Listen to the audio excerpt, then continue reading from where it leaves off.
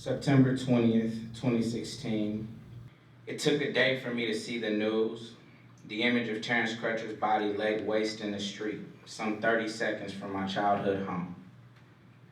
I yelled out, broke down, and staggered out of the Union Hall with 100 organizers. This was nothing new, but this time it was too close to home.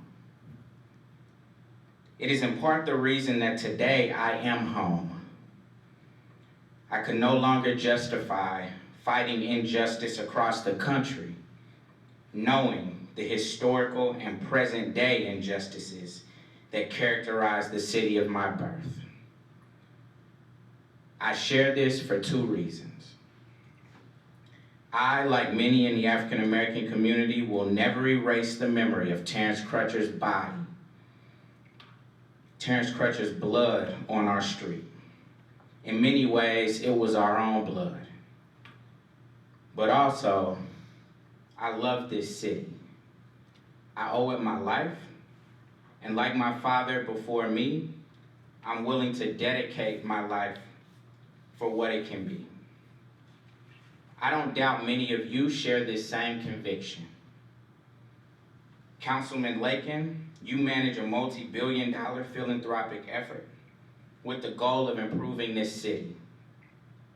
Councilwoman America, I overheard many conversations in the Taylor for Tulsa campaign office where you espouse your pride and your belief in what this city could be.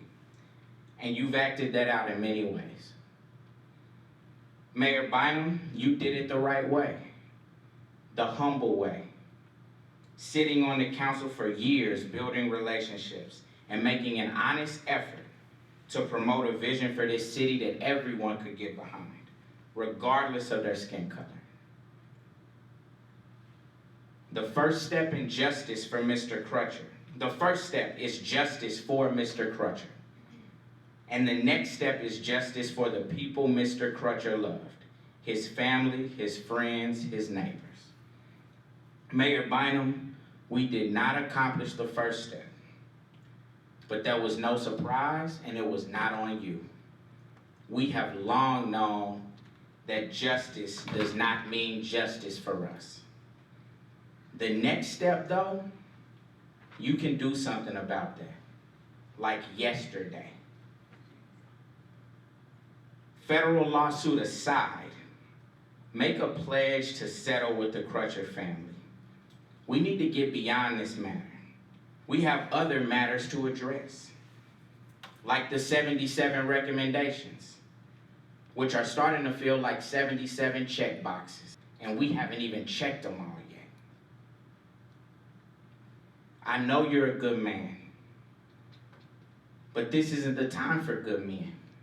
It's the time for courageous ones. I often reflect on the responsibility of a civic leader. I ask myself this: if I ever had to deny my conscience for a vote, would I want the vote in the first place? My answer doesn't matter. Yours does. Yours can change the atmosphere of this city. Yours could set forth transformational change. Or it could further soak in the stain of white supremacy into the fabric of this great city.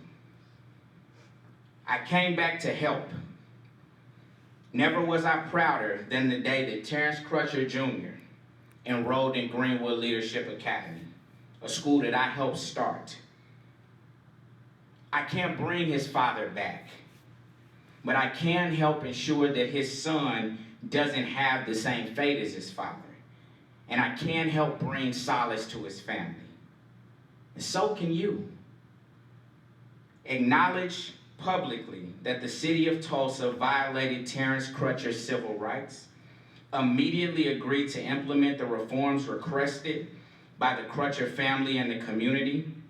And immediately agree to a financial settlement that will provide Terence Crutcher's 4 children a little bit of solace. Thank you.